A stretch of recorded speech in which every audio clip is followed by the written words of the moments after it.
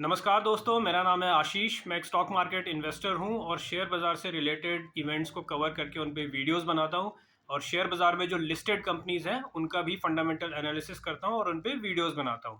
तो अभी Q4 के रिजल्ट्स आने शुरू हो गए हैं और दो इंपॉर्टेंट कंपनीज के रिजल्ट्स ऑलरेडी आ चुके हैं। एक है HDFC बैंक और एक है TCS। तो मुझे लगा कि ये दो एक इंपॉर्टेंट कंपनीज हैं जिन पे वीडियोस ज़रूर बनाना चाहिए और उस पर अपना व्यू अपने व्यूअर्स के सामने रखना चाहिए, क्योंकि इन दो कंपनीज में बहुत सारे रिटेल इन्वेस्टर्स, बहुत सारे इन्वेस्टर्स इसमें इन्वेस्ट करते हैं। तो डेफिनेटली उनको एक बताना चाहिए कि इस तरह के इसके रिजल्ट्स कैसे रहे हैं, इसकी परफॉर्मेंस कैसी रही है, क्या इनमें इन्वेस्टमेंट कैंडिडेट ये कंपनीज हैं, क्या इन्वेस्टमेंट केस बनता है इस कंपनीज में या नहीं बनता। तो देखते हैं इसके रिजल्ट्स एक बार। तो HDFC बैंक की अगर सबसे पहले बात करें तो इसका जो इंटरेस्ट इनकम है वो 0.3% से ग्रो किया है और इसकी जो लोन बुक है वो 10 to 11% से ग्रो की है और इसका जो पैट है, प्रॉफिट आफ्टर टैक्स, वो तकरीबन 8% से ग्रो किया है। तो इसका रिजल्ट तो बहुत ही ठंडे रहे हैं। आई वुड से कि ये इसकी जो ग्रोथ रेट है वो बहुत ही कम है, लेकिन अगर हम HDFC बैंक का साइज देखें यहाँ पे तो इसका 12.3 लाख करोड़ का मार्केट कैप है। तो इंडिया की GDP के हिसाब से अगर हम देखें तो ये बहुत बड़ा एक मार्केट कैप माना जाएगा। और ये टॉप 5 अगर हम कंपनीज को देखें तो उसमें साइज के हिसाब से तो ये उसमें आएगी, शायद ये टॉप 3 में भी आती होगी। तो वो एक चेक कर सकते हैं। तो ये बहुत बड़ी कंपनी है, इतने बड़े बेस पे इसके लिए ग्रो करना बहुत ही मुश्किल है। तो ओवरऑल अगर हम इसमें देखें, देखिए बहुत सारे इसमें फर्दर डेटा पे बात कर सकते हैं। Cost to income ratio, CASA ratio जो 34-35 के आसपास चल रहा है, कभी ये 45 या उससे ऊपर चला करता था। और इसका net interest margin, net interest income और इस तरह के बहुत सारे डेटा हैं जिसके बारे में हम बात कर सकते हैं, जिसके बारे में हम ये ऐसे बोल सकते हैं या बहुत सारे फंड मैनेजर्स ऐसा बताते हैं कि देखो बाकी सारे डेटा पॉइंट्स में जहाँ पे ये कंपनी अच्छी है वहाँ पे वो डेटा पॉइंट्स बता देते हैं और NPA इनके हमेशा कंट्रोल में रहते हैं, वो भी अच्छी चीज़ है। लेकिन अगर मैं आपको टू बी ऑनेस्ट, बिल्कुल ऑनेस्टली अगर बताऊं तो स्टोरी यहीं पे ओवर हो जाती है HDFC बैंक की, इसके ग्रोथ नंबर्स देख के। इसकी लोन बुक ग्रोथ 10% की है, तो ये 10% का ये ग्रोथ इंजन है और इसका इसका पैट तो है 8% से ही ग्रो कर रहा है। तो story is over here itself, यहीं पे ही स्टोरी इसकी खत्म है। एज एन इन्वेस्टर आपको सबसे पहले ग्रोथ देखना है किसी भी कंपनी में इन्वेस्ट करने से पहले। तो ये एक तरह से आपका एक स्क्रीनर है। अगर ग्रोथ पे ही वो कंपनी खरी नहीं उतर रही है तो वहीं पे आपको उस कंपनी को रिजेक्ट कर देना है, बाकी सारी चीज़ बाद में आती है। बाकी सारे पैरामीटर्स पे चाहे वो कंपनी कितनी भी अच्छी हो, उस कंपनी की स्टोरी कितनी भी अच्छी हो, उससे एक इन्वेस्टर को कुछ फ़ायदा नहीं होगा। फ़ायदा आपको सबसे पहले ग्रोथ देखना है। ग्रोथ इज़ दी गायत्री मंत्र ऑफ इन्वेस्टमेंट। आपको अगर ग्रोथ ही नहीं है उस कंपनी में तो आगे जाना ही नहीं है उस कंपनी में, वहीं पे ही उस कंपनी का दी एंड। तो ये एक इन्वेस्टर के पर्सपेक्टिव से मैं बोल रहा हूँ। देखिए कहानी आपको बहुत सुनाई जाएगी, जैसे कि मैं रोज़ देखता हूँ टीवी चैनल्स पे, जो बिजनेस के चैनल्स है उन पे फंड मैनेजर्स आते हैं और बहुत सारी कहानी सुनाते हैं कि HDFC बैंक इंडिया का लार्जेस्ट प्राइवेट सेक्टर बैंक है, ये मार्केट शेयर इसने PSU बैंक से गेन किया है और वेरी वेल मैनेज्ड बैंक है। और भी बहुत सारी इसकी चीज़ें सुनाई जाएंगी। कई बार इसमें सेलिब्रेटेड CEO की बात की जाएगी और इसके ब्रांचेस की बात की जाएगी और बहुत सारी कहानियां हैं जो फंड मैनेजर्स हर दूसरे दिन टीवी पे आके HDFC बैंक के लिए करते हैं। ये पूरा इसे कहते हैं स्टोरीफिकेशन ऑफ द थिंग्स। अगर शेयर बाजार की लैंग्वेज में मैं बात करूं, स्टोरीफिकेशन ऑफ द थिंग्स है। इससे क्या होता है कि एक ह्यूमन नेचर होता है। हम सारे ह्यूमन बींग्स जो हैं वो स्टोरीज सुन के बने हुए हैं, तो स्टोरीज से बहुत जल्दी इमोशनली अटैचमेंट आ जाता है, इमोशनली अटैच हो जाते हैं स्टोरीज से और स्टोरीज को सेल करना आसान है। तो ये जितने भी फंड मैनेजर्स हैं ये HDFC बैंक जैसी कंपनीज को सेल करना चाहते हैं। The reason is very simple. ये इनके जो फंड का AUM है, देखिए एक म्यूचुअल फंड क्या होता है जिसमें बहुत सारे, जैसे इंडिया में करोड़ों इन्वेस्टर्स हैं जो थोड़ा थोड़ा पैसा किसी भी म्यूचुअल फंड में डालते हैं। तो एक म्यूचुअल फंड का जो AUM है, एसेट्स अंडर मैनेजमेंट, यानी कि जो पैसा वो कलेक्ट करते हैं इन्वेस्टर से, वो एक बहुत बड़ा पैसा होता है, क्योंकि करोड़ों इन्वेस्टर्स पैसा एक म्यूचुअल फंड में डाल रहे हैं। तो उनको म्यूचुअल फंड मैनेजर के लिए ये बहुत आसान है कि एक HDFC बैंक जो कि एक बड़ी कंपनी है, बड़ा बैंक है, जिसकी इक्विटी साइज बहुत ज़्यादा है और उनको ज़्यादा पैसा इन्वेस्ट करना है, इतना पैसा जो कलेक्ट हुआ है पब्लिक मनी उसको इन्वेस्ट करना है। तो HDFC बैंक आसानी से उसमें बड़ा पैसा इन्वेस्ट किया जा सकता है और HDFC बैंक को सेल करना आसान है, इसकी स्टोरी को सेल करना आसान है। आप सोच के देखिए कि किसी भी एक नॉर्मल रिटेल इन्वेस्टर को अगर HDFC बैंक की स्टोरी सुनाई जाएगी तो वो बहुत जल्दी रिलेट कर लेगा, क्योंकि HDFC बैंक को उसने बचपन से देखा है, सुना है और वो जानता है HDFC बैंक को। तो ये एक स्टोरी सेलिंग के लिए एक अच्छा HDFC बैंक स्टोरी केस बनता है। तो इट्स ईजी टू सेल। अगर वो कोई और XYZ कंपनी जिसका आपने नाम नहीं सुना होगा, जिसका बिजनेस आपको पता नहीं होगा, उसको सेल करने की कोशिश करेगा तो इन्वेस्टर्स कन्विंस नहीं होंगे, क्योंकि that's how the retail investors और जो स्मॉल इन्वेस्टर्स हैं, that's how they react, that's how their behaviour is. क्यों उनको पता है कि कौन सी स्टोरी सेल करना आसान है, फंड मैनेजर्स को इजीली पता है कि कौन सी स्टोरी आसानी से सेल की जा सकती है। और अगर वो दूसरी कंपनीज में जाएंगे भी, तो स्मॉल कैप मिड कैप में जाएंगे तो उनको बहुत सारी ऐसी कंपनीज पे रिसर्च करनी पड़ेगी इतना बड़ा पैसा लगाने के लिए। HDFC बैंक में आप कितना भी पैसा लगा सकते हैं क्योंकि इसका इक्विटी साइज बहुत बड़ा है। तो it's easy to invest for a fund manager in HDFC bank. HDFC bank में इन्वेस्ट करना किसी भी फंड मैनेजर के लिए आसान है, इसको बेचना आसान है। और यही होता है पास में। अगर हम देखें तो बहुत सारे लोग HDFC बैंक में इन्वेस्ट करके फंसे हुए हैं। पिछले 5 साल से HDFC बैंक का परफॉर्मेंस जीरो है, जीरो परफॉर्मेंस है। सिंस 2020 इस बैंक ने कोई परफॉर्म ही नहीं किया। और अलग अलग तरह के जस्टिफिकेशंस दिए जाते हैं कि अच्छा 3 साल हो गए अभी तक परफॉर्म नहीं किया, तो अब तो ये परफॉर्म करेगा फोर्थ ईयर में। मतलब इसमें क्या लॉजिक है कि अगर कोई चीज़ 3 साल तक परफॉर्म नहीं की तो वो फोर्थ ईयर में परफॉर्म कर देगी। तो ये भी एक कहानी सुनाई जाती है न्यूज़ चैनल्स पे कि इतना अच्छा बैंक है, इतना बड़ा बैंक है। देखिए, इनमें से किसी भी पॉइंट पे आपका पैसा नहीं बनेगा। अगर ये जैसे बताया जाता है कि लार्जेस्ट प्राइवेट सेक्टर बैंक है, तो इससे पैसा नहीं बनेगा आपका। वेरी वेल मैनेज्ड बैंक है, इससे पैसा नहीं बनेगा। अगर ग्रोथ ही नहीं है तो वेरी वेल मैनेज होने से आपका पैसा नहीं बनेगा। ठीक है, कोई सेलिब्रेटेड CEO है, उसका नाम ले लिया जाएगा। HDFC बैंक की पूरी स्टोरी सुनाई जाएगी सिंस 1998-99 जब ये पहली बार लिस्ट हुआ था या जैसे ये स्टार्ट हुआ था, तो वो पूरी स्टोरी सुना के आपको बोला जाएगा देखिए इस सब से, हिस्ट्री से भी आपका पैसा नहीं बनेगा। चाहे कितनी भी अच्छी हिस्ट्री रही हो, अगर आज उसमें ग्रोथ नहीं है तो आपका पैसा नहीं बनेगा। देखिए, HDFC बैंक का जो बेस्ट है वो that is behind us. HDFC bank 98-99 में लिस्ट हुआ था, उस टाइम बहुत छोटा बैंक था, पूरा रनवे ओपन था, पूरा मार्केट शेयर एक PSU बैंक्स ने कैप्चर कर रखा था। तो वहां से HDFC बैंक के लिए ग्रो करना बहुत आसान था और किया भी HDFC बैंक ने। HDFC बैंक की 2 डेकेड्स की स्टोरी है, 20 साल की स्टोरी है। तो अब ये बैंक का साइज इतना बड़ा हो गया, इसका बेस इतना बड़ा हो गया कि यहाँ से फर्दर हाई रेट पे ग्रो करना बहुत मुश्किल है। लेकिन ठीक है, हमें इससे कुछ लेना देना नहीं है। एज एन इन्वेस्टर, अगर HDFC बैंक के पास फर्दर रूम फॉर ग्रोथ नहीं है तो हमें इससे कुछ लेना देना नहीं है, वो कंपनी की मैनेजमेंट देखेगी। ठीक है, एज एन इन्वेस्टर हमें तो हाई रेट ऑफ ग्रोथ जो कंपनी दे रही है हमें उसमें जाना है। तो ऐसा भी नहीं है कि कोई ऐसी कंपनीज मार्केट में एग्जिस्ट ही नहीं करती जो हाई रेट पे ग्रो ना करे, जो 10% से ज़्यादा ग्रो नहीं कर रही हो, जो 30-40-50% से, ऐसी कंपनीज भी हैं जो 40-50% से ग्रो कर रही हैं। तो ऐसा तो नहीं है कि मार्केट में ऐसी कंपनीज अवेलेबल नहीं है। तो फिर हम 10% के ग्रोथ इंजन पे क्यों जाएंगे? 10% के ग्रोथ रेट जो कंपनी दे रही है उस पर क्यों इन्वेस्ट करेंगे? लेकिन वही है कि एक रिटेल इन्वेस्टर को, क्योंकि जनरली उसका इन्फॉर्मेशन लेवल थोड़ा कम होता है, वो इतना स्टडी नहीं करता है और वो अपना ट्रस्ट करता है फंड मैनेजर्स पे, उसको पैसे देके वो अपना भूल जाना चाहता है। ये बताया जाता है कि आप अपना पैसा एक फंड मैनेजर को दीजिए और भूल जाइए, आप अपना जो भी जॉब कर रहे हैं या बिजनेस कर रहे हैं आप वो करते रहिए और आपका fund manager will take care of everything. तो ये भी एक ट्रैप है मेरे हिसाब से, क्योंकि अगर आपने अपना हार्ड अर्न मनी किसी को दिया है, कहीं पर लगाया, तो आपको ये ट्रैक करना चाहिए कि आपका पैसा लग कहाँ रहा है। अगर HDFC बैंक में लग रहा है तो ये तो एक इन्वेस्टर को बेवकूफ़ बनाने जैसी बात हुई। ठीक है, तो आपको एक बताया जाता है कि you become a passive investor. आपको मेहनत नहीं करनी है क्योंकि ये इजी चीज़ है करने के लिए, और इन्वेस्टर्स इस ट्रैप में आ जाते हैं कि आपको ज़्यादा मेहनत नहीं करनी है, आप अपना जॉब बिजनेस जो भी आप कर रहे हैं आप उस पर ध्यान दीजिए। जी नहीं, बिल्कुल ऐसा नहीं है, मैं इसमें बिलीव नहीं करता। अगर आपने अपना जॉब से, देखिए जॉब से पैसा कम अर्न करना आसान नहीं है, या बिजनेस से जो भी आप करते हैं उससे पैसा अर्न करना आसान नहीं है। आप रोज़ you listen to your boss, आप अपने बॉस की डांट खाते हैं, या बिजनेस है तो आप बहुत सारे लोगों से डील करते हैं और तब जाके बड़ी मुश्किल से पैसा आप at the end of the day आप लेके आते हैं। तो वो बहुत मुश्किल है वो पैसा कमाना। तो उस पैसे को आप ऐसे कैजुअली किसी को दे नहीं सकते, आप कैजुअली इन्वेस्ट नहीं कर सकते। तो आपको एक पैसिव इन्वेस्टर नहीं बनना है। पैसिव इन्वेस्टर बनेंगे तो आपका इन्वेस्टमेंट नहीं बढ़ेगा, आपका ग्रोथ नहीं आएगा, आपके पैसे नहीं बनेंगे। आपको एक एक्टिव इन्वेस्टर बनना है। ठीक है, आप रोज किसी कंपनी को चाहे ट्रैक नहीं कर सकते, लेकिन एक बार आपको थोड़ा सा रिसर्च करना है और उसके बाद आपको उस कंपनी को एटलीस्ट हर क्वार्टर उसको एनालाइज करना है, देखना है कि कैसे उसके क्वार्टर में वो परफॉर्मेंस कर रही है वो कंपनी। अगर वो कंपनी किसी भी क्वार्टर में एक अच्छा परफॉर्मेंस नहीं देती है और ऐसा लगता है कि ये एक वन ऑफ नहीं है, ये एक स्ट्रक्चरल फंडामेंटल प्रॉब्लम है और ये ग्रोथ नहीं करेगी आगे फ्यूचर में, तो आपको उस कंपनी से निकलना है। तो ये आपको फंड मैनेजर्स की कहानियों में नहीं फंसना है। तो HDFC बैंक के लिए मेरा तो थम्स डाउन है और मैं कोई कंफ्यूजन में नहीं रहता।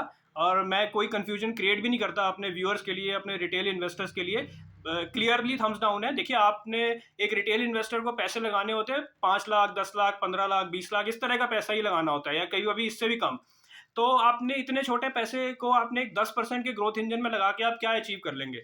अगर आपने 5 लाख लगाए, वो आपके 5,50,000 हो गए, तो आपके लिए कुछ ज़्यादा फर्क नहीं पड़ेगा। ठीक है, तो आपके लिए तो कम पैसा है, तो आपको ज़्यादा बड़े ग्रोथ इंजन में इन्वेस्ट करना है, ताकि आपका पैसा 5 लाख से बढ़ के 20 लाख, 25 लाख, 30 लाख, ऐसे 5 गुना, 6 गुना, 10 गुना इस तरह का हो।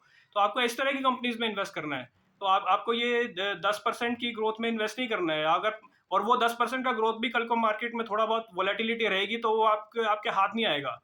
तो ये एक ट्रैप है। HDFC बैंक के ट्रैप में आपको नहीं फंसना है, फंड मैनेजर्स के जाल में आपको नहीं फंसना है। मैं एक अलग सी वीडियो बनाऊंगा कि फंड मैनेजर किस तरह के कहानियां सुना के, स्टोरीफिकेशन करके जो है आपको एक रिटेल इन्वेस्टर्स को ये फंसाते हैं।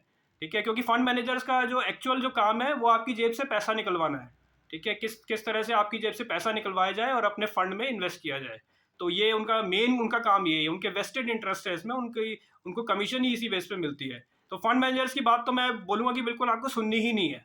तो ऐसे कई फंड मैनेजर्स हैं जो आते हैं HDFC बैंक में इन्वेस्ट करने के लॉजिक देते हैं, LNT में के का लॉजिक देते हैं कि अभी जो मिडल ईस्ट में, क्योंकि LNT मिडल ईस्ट में काम करती है, अब वहाँ पे जो डिस्ट्रक्शन हुआ है उसको रीबिल्ड करेगा, तो LNT को बिजनेस मिलेगा। तो देखिए, इतनी बड़ी कंपनी है LNT, उससे कितना ही उसके लिए निडल मूव होगा, वो एक देखने वाली बात है। लेकिन ये इस तरह की स्टोरीज में आपको नहीं आना है, ये स्टोरीफिकेशन है। तो एक महान किसी इन्वेस्टर ने बोला है कि in God I trust, rest all please bring data. तो मैं सिर्फ भगवान पे ट्रस्ट करता हूँ, और बाकी सब जो है अपना डेटा लेके आओ। तो डेटा पे ये लोग बात नहीं करते हैं। तो डेटा फिगर्स पे, नंबर्स पे बात नहीं करते हैं। तो ये नंबर्स इसका यही बता रहा है कि ये 10% से ग्रो कर रही है। तो 10% से ग्रोथ करने का आपको कोई फायदा नहीं है। तो HDFC बैंक में आपको ज़्यादा कुछ देखना ही नहीं है, इसमें आपको ग्रोथ से ही पता चल जा रहा है कि ये एक इन्वेस्टमेंट कैंडिडेट नहीं है। तो मेरा व्यू इसमें बिल्कुल क्लियर है, नो कन्फ्यूजन। HDFC बैंक में इन्वेस्ट नहीं करना है। तो इसके बाद एक और सेकंड कंपनी की बात करेंगे, वो है TCS, जिसका Q4 का रिजल्ट आया है। तो इसका भी रिजल्ट को देख लेते हैं, पहले इसका बिजनेस को देख लेते हैं। तो TCS करता क्या है? TCS एक वाइट कॉलर लेबर का काम करता है, IT बिजनेस में है, तो वाइट कॉलर IT लेबर का काम करता है। तो जो वेस्ट में जो कंपनीज हैं, जो US में या यूरोप में, वो अपना जो उनका मेन बिजनेस है, चाहे बैंकिंग एंड फाइनेंस का बिजनेस है, या शायद इंश्योरेंस का बिजनेस है, या हॉस्पिटल का बिजनेस है, या जो अब न्यू एज कंपनीज हैं, क्लाउड का बिजनेस है, तो इस तरह के बिजनेसेस वो करती हैं। लेकिन जो अपने बैक एंड IT ऑपरेशंस का काम है, वो काम वो TCS जैसी कंपनीज को इंडिया में आउटसोर्स कर देती हैं। तो ऐसा क्यों करती हैं वो कंपनीज? ऐसा इसलिए करती हैं क्योंकि एक तो अगर वो खुद अपने ऑपरेशंस को मैनेज करेंगे, तो उनको बहुत अपनी बैंडविड्थ को डाइल्यूट करना पड़ेगा। तो मैनेजमेंट की एक बैंडविड्थ होती है, मैनेजमेंट चाहता है कि वो अपने कोर बिजनेस पे फोकस करे, वो इस तरह के बैक एंड IT ऑपरेशंस पे अपना बैंडविड्थ को वेस्ट ना करे। तो इसलिए वो इसको आउटसोर्स कर देता है TCS जैसी कंपनीज को। इसके अलावा अगर वो इसके लिए जो वर्कफोर्स है, जो लेबर चाहिए, पढ़ी लिखी लेबर चाहिए, वो अगर अपने वहाँ पे हायर करेगा तो उनको बहुत महंगा पड़ेगा, क्योंकि वहाँ पे तो सस्ती लेबर मिलती नहीं है। तो TCS जैसी कंपनीज जाती हैं वहाँ पे, उनको बोल देती हैं कि हमारे यहाँ इंडिया में पढ़ी लिखी सस्ती लेबर अवेलेबल है, और हम सस्ते में इस काम को कर देंगे। तो यही TCS जैसी कंपनीज का USP है। TCS हो, इन्फोसिस हो, विप्रो हो, इन सब कंपनीज का यही USP है। तो एक सस्ती लेबर इंडिया में अवेलेबल है, तो TCS जैसी कंपनी जाती है, 3 साल 5 साल का एक कॉन्ट्रैक्ट साइन कर लेते हैं, और अपना IT लेबर का काम करना शुरू कर देते हैं। तो ये इनोवेट नहीं करते, ये इनका कोई इनोवेटिव प्रोडक्ट नहीं है। इनोवेशन में ये पैसे भी स्पेंड नहीं करते। और ये पैसे स्पेंड कहाँ करते हैं? ये बायबैक पे पैसे को स्पेंड करते हैं, कि शेयर का बायबैक कर लिया या डिविडेंड दे दिया, तो इसी पे ये पैसे को स्पेंड करते हैं। देखिए, TCS जैसी कंपनीज की प्रॉब्लम क्या है? It's a professionally run company. इसमें एक प्रोफेशनल मैनेजमेंट है, एक प्रोफेशनल CEO है। देखिए, CEO जो है ना, वो ज़्यादा रिस्क नहीं लेता। Ultimately CEO is an employee, वो एक एम्प्लॉई ही है। ठीक है, तो उसको ज़्यादा रिस्क नहीं लेना है, क्योंकि रिस्क लेने में लॉस भी हो सकता है। तो CEO चाहता है सेफ प्ले करना, वो कोई ऐसा इनोवेशन में पैसे खर्च करके लॉस नहीं लेना चाहता। लॉस की प्रोबेबिलिटी होती है, जब आप इनोवेट करते हैं तो लॉस की प्रोबेबिलिटी होती है। ठीक है, तो वो इस तरह की कोई काम नहीं करना चाहता जिससे कि उसको आंसर करना पड़े और फिर उसकी जॉब चली जाए। ठीक है, तो वो सेफ प्ले करना चाहता है। सेफ प्ले क्या है? आप डिविडेंड दे दो, आप शेयर बायबैक कर लो, इनोवेट मत करो। और ना ही वो क्या कहते हैं, वेस्ट में जाके इस तरह की कंपनी जो इनोवेट कर रही हैं उनको एक्वायर भी नहीं करना चाहते। इनके पास कैश रिच कंपनीज हैं, पैसा बहुत है इन कंपनीज के पास, TCS जैसी कंपनीज के पास, क्योंकि पास्ट में इन्होंने बहुत पैसा कमाया हुआ है। तो वो पैसे को भी ये कहीं ऐसी जगह डिप्लॉय नहीं करना चाहते जहाँ से कोई इनोवेटिव कंपनी को ये एक्वायर करें और फिर उस बिजनेस को आगे बढ़ाएं, क्योंकि कंपनी एक्वायर करने के बाद उस कंपनी को इंटीग्रेट करना पड़ता है मेन कंपनी के साथ, यानी कि टीसीएस के साथ। तो कल को इसमें प्रॉब्लम आ गई तो वो फिर सीईओ विल बी आंसरेबल। तो ये सब काम ये नहीं करना चाहते, ये एक सेफ प्ले करना चाहते हैं, क्योंकि सीईओ इज एन एम्प्लॉई। उसको अपने शेयर होल्डर्स को दिखाना है कि किस तरह से उसने पैसे को एज ए डिविडेंड उनको वापस कर दिया, शेयर होल्डर्स को वापस कर दिया इन टर्म्स ऑफ बायबैक। तो ये इनके लिए सेफ प्ले है, तो सेफ प्ले करना चाहते हैं। लेकिन अगर टीसीएस के अब नंबर्स की बात करें अगर Q4 के, तो नंबर्स इसके इसका रेवेन्यू जो है वो 9.5% से ग्रो किया है, और इसका जो पैट है वो 12% से ग्रो किया है। तो वही तकरीबन 10% का ये ग्रोथ इंजन है। तो आपको फिर वही 10% का ग्रोथ इंजन मिल रहा है। ये भी एक थम्स डाउन इन्वेस्टमेंट है, कोई इन्वेस्टमेंट कैंडिडेट नहीं है ये। इसमें भी इन्वेस्टमेंट का कोई लॉजिक नहीं बनता। 10% ग्रोथ इंजन में इन्वेस्ट करके आप क्या करोगे? और इसका अगर हम वैल्यूएशन देखें, पीई देखें, तो अभी इसका करंटली जो इसका पीई चल रहा है वो 18 का चल रहा है, और आज से 10 साल पहले भी इसका पीई 17-18 का ही था। सिर्फ बीच में एक टाइम आया था 2020 के अराउंड, 2020 या 2021 के अराउंड, जब वो जस्ट आफ्टर कोविड जब मार्केट निकल रहा था, तो एक आईटी की कहानी की गई थी कि IT is the safe play after Covid. तो उस टाइम थोड़े से आईटी के स्टॉक्स बढ़े थे, तब इसका पीई बढ़ के 40 हुआ था। लेकिन वो एक कहानी थी, कहानी पे तो कोई शेयर चलेगा नहीं। अल्टीमेटली तो फंडामेंटल्स विल कैचअप। तो फंडामेंटल्स कैचअप किए और 40 से इसका पी करेक्ट होके वापस 18 पे आ गया। तो ये 18 पे भी ये महंगा है, क्योंकि 10% का ग्रोथ है और पी 18 का है। तो आप देखिए ये वही 1.8 का PEG, price earnings growth, PEG 1.8 है, तो ये महंगा है 18 का पीई भी 10% के ग्रोथ इंजन पे। लेकिन वही है कि टीवी में कहानी बहुत की जाएगी, बहुत सारे फंड मैनेजर्स आ जाएंगे जो बोलेंगे कि इतने बड़े बेस पे 10% से ग्रो कर रहा है, तो ये बहुत अच्छी कंपनी है, इंडिया की लार्जेस्ट आईटी सेक्टर कंपनी है, largest employer of the workforce है, और largest trainer of the India है या वर्ल्ड है आई थिंक। तो इस तरह की कहानी, इस तरह की स्टोरी बहुत सुनाई जाएगी। और टाटा की कंपनी है तो वेरी वेल मैनेज कंपनी है, कॉर्पोरेट गवर्नेंस का कोई इशू नहीं है। तो ये सारी स्टोरीज आपको सुनाई जाएंगी, लेकिन इनमें से किसी भी पॉइंट पे आपका पैसा नहीं बनेगा। ना तो लार्जेस्ट कंपनी होने से आपका पैसा बनेगा, ना तो ये लार्जेस्ट ट्रेनर होने से पैसा बनेगा, ना लार्जेस्ट एम्प्लॉय बेस होने से आपका पैसा बनेगा, ना इस बात से पैसा बनेगा कि largest hirer of the workforce है, कि इनमें से ना ये टाटा की कंपनी है तो वेल मैनेज्ड है, कॉर्पोरेट गवर्नेंस का इशू नहीं है। इनमें से किसी भी बात पे पैसा नहीं बनेगा। अल्टीमेटली पैसा नंबर्स पे बनता है, और नंबर्स ये बोल रहे हैं कि ये 10% का ग्रोथ है इसमें। तो आपके लिए इसमें आपको किसी भी इस इमोशनल ट्रैप में नहीं फंसना है फंड मैनेजर्स के। आपको किसी भी इस अपना ब्रेन वॉश नहीं करवाना है, आपको इस स्टोरिफिकेशन में नहीं जाना है। ये सारे ट्रैप्स हैं एक इन्वेस्टर के लिए, एक रिटेल इन्वेस्टर के लिए। मैं देख रहा था एक डेटा, टीसीएस में तकरीबन 24 लाख इंडिविजुअल इन्वेस्टर्स हैं जो इसमें पैसे लगाए हुए हैं। तो मैं तो बोलूँगा कि वो फंसे हुए हैं इसमें पैसे लगा के। अगर यही पैसा वो किसी दूसरी कंपनीज में लगाते जिनमें हाई ग्रोथ है, 30-40% का ग्रोथ है, तो उनका पैसा आज वो खुश होते हैं और पैसा बढ़ रहा होता है। आई एम श्योर कि मोस्ट ऑफ द इन्वेस्टर्स इसमें से खुश नहीं होंगे, उनका पैसा ग्रो ही नहीं किया, बल्कि हो सकता है लॉस हुआ। और जो आफ्टर कोविड जिन्होंने इन्वेस्ट किया उनका तो लॉस हो रहा है इसमें, क्योंकि बीच में कहानीबाजी करके इसमें जो एक शेयर में अपस्विंग आया था, अगर उसमें बहुत सारे इन्वेस्टर्स फंस गए होंगे आई बिलीव, तो उनका तो इनफैक्ट लॉस हो रहा होगा। देखिए इस तरह के शेयर्स में क्या होता है कि ये शेयर इन जनरल अगर नॉर्मल टाइम्स देखें तो बहुत ज़्यादा करेक्ट नहीं करते। तो ये आपको बहुत अच्छा एक पिक्चर पेंट की जाती है कि देखिए मार्केट तो इतना ख़राब चल रहा था और उस ख़राब मार्केट में भी ये शेयर करेक्ट नहीं किया। लेकिन देखिए जो इस तरह के शेयर्स होते हैं वो अच्छी मार्केट में बढ़ते भी नहीं है। आपको पैसा इसलिए नहीं लगाना होता शेयर में कि वो गिरेगा नहीं, आपको पैसा इसलिए लगाना होता है कि वो शेयर अच्छे टाइम में बढ़ेगा और मार्केट से ज़्यादा बढ़ेगा, तो बहुत तेज रेट से ग्रो करेगा, वहीं पे आपका पैसा बनता है। तो सिर्फ ये बता देना कि खराब मार्केट में भी ये शेयर उतना नहीं गिरा, सिर्फ 10% ही गिरा, सिर्फ 12% ही गिरा, तो ये फिर वही ट्रैप करने का तरीका है। इस तरह के शेयर अच्छी मार्केट में बढ़ते भी नहीं है। तो आप बेसिकली ये 5 साल 6 साल आपका टाइम वेस्ट करते हैं। तो टाइम बहुत इंपॉर्टेंट है, अक्सर टाइम की वैल्यू नहीं बताई जाती। पैसे की वैल्यू तो हम सब समझते हैं, वी ऑल अंडरस्टैंड कि पैसा अगर पैसे का लॉस होता है तो एक बड़ा लॉस है, तो वही उसी पे खेला जाता है, क्योंकि सबको पता है कि रिटेल इन्वेस्टर पैसे की इंपॉर्टेंस समझता है। तो खराब टाइम में अगर शेयर करेक्ट नहीं किया तो आपका पैसा बच गया, तो ये एक कहानी बता दी जाती है। लेकिन टाइम जो खराब करेगा, ये शेयर आपका 5 साल 6 साल खराब करेगा, उस 5-6 साल में आप बहुत बड़ा पैसा बना सकते थे, लेकिन वो पैसा आप नहीं बना पाए क्योंकि 5 साल आप इस शेयर में ट्रैप रह गए। तो टाइम की इंपॉर्टेंस शेयर बाजार में कोई नहीं बताता, और रिटेल इन्वेस्टर भी इतना नहीं समझता टाइम की इंपॉर्टेंस। टाइम बहुत इंपॉर्टेंट है, आपके पास लिमिटेड टाइम है शेयर बाजार में पैसे लगा के अपने पैसे को बड़ा करने का, मल्टी बैगर रिटर्न कमाने का, लिमिटेड टाइम है। तो इस टाइम की इंपॉर्टेंस को समझे, इसलिए आपको हाई ग्रोथ कंपनीज में जाना है। देखिए, मार्केट चेजेस ग्रोथ, अगर ग्रोथ ही नहीं है कंपनी में, अगर कोई कंपनी बेयर मिनिमम, देखिए अगर कोई भी कंपनी 20% से कम ग्रो कर रही है, आपको वहीं पे उस कंपनी को रिजेक्ट कर देना है। इससे कम में ग्रो करके आप क्या करोगे?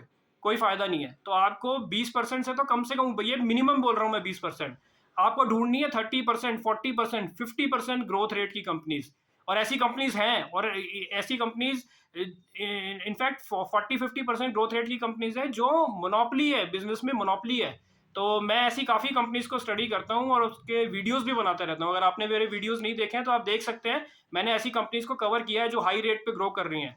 तो ये, और मैं अपना व्यू बिल्कुल क्लियर रखता हूँ। मैं अपने इन्वेस्टर्स को, मैं खुद भी किसी कंफ्यूजन में नहीं हूँ, और मैं अपने इन्वेस्टर्स को भी किसी कंफ्यूजन में नहीं रखता कि आप इसमें कर सकते हैं, केस बन भी रहा है, नहीं भी बन रहा, इस तरह की बातें जो टीवी पे आके लोग करते हैं ना, कॉशियसली ऑप्टिमिस्टिक, और इस तरह का जो कंफ्यूजिंग स्टेटमेंट देते हैं, ना ना, कोई कंफ्यूजिंग स्टेटमेंट नहीं है। HDFC bank, TCS, no investment candidate, इसमें करना ही नहीं है इन्वेस्ट आपको। और दूसरी कंपनीज अवेलेबल हैं, मैंने उन पे वीडियोस बनाए हैं, और आने वाले टाइम में भी और मैं वीडियोस बनाता रहूंगा ऐसी काफ़ी कंपनीज को जो बहुत हाई रेट पे ग्रो कर रही हैं अपने सेक्टर में, वो मार्केट शेयर को गेन कर रही हैं। तो आप उन कंपनीज में आप इन्वेस्टमेंट को देख सकते हैं। TCS और HDFC बैंक तो इस कैटेगरी में नहीं आते, और इस तरह की और भी कंपनीज हैं, एशियन पेंट्स है, या कोटक महिंद्रा बैंक है, एक्सिस बैंक है। तो ज़्यादा ग्रोथ रेट नहीं है, बड़े बेस पे है, तो इतना रनवे ही नहीं है इनके लिए ग्रो करने के लिए। तो एज एन इन्वेस्टर आपको इन कंपनीज में नहीं फंसना है। तो आई थिंक मेरा व्यू इस पे एकदम क्लियर है। तो अगर आपको ऐसा लगता है कि मैं अपने वीडियोस के थ्रू आपको एक यूजफुल इन्फॉर्मेशन दे पा रहा हूँ, कुछ वैल्यू ऐड कर पा रहा हूँ, आपके इन्वेस्टमेंट प्रोसेस में कुछ हेल्प कर पा रहा हूँ, तो आप मेरे वीडियोस को शेयर करें, लाइक करें, सब्सक्राइब करें, और कमेंट्स जरूर लिखें। कमेंट्स में लिख के बताएं कि आप और क्या चाहते हैं कि मैं अपने वीडियो में किस चीज़ की बात करूँ, कोई पर्टिकुलर कंपनी को आप चाहते हैं कि मैं कवर करूँ, तो I will definitely do that. और मैं आपके कमेंट्स को पढ़ूंगा और उन पॉइंट्स को इनकॉर्पोरेट करूंगा। और डेफिनेटली आप कमेंट्स ज़रूर करें, कमेंट्स करके बताएं, क्योंकि उसी से मुझे पता चलेगा कि आपका व्यू क्या है मेरे चैनल के बारे में, कि इससे आपकी कोई हेल्प हो रही है या नहीं हो रही है। तो आज के लिए इतना ही, थैंक यू।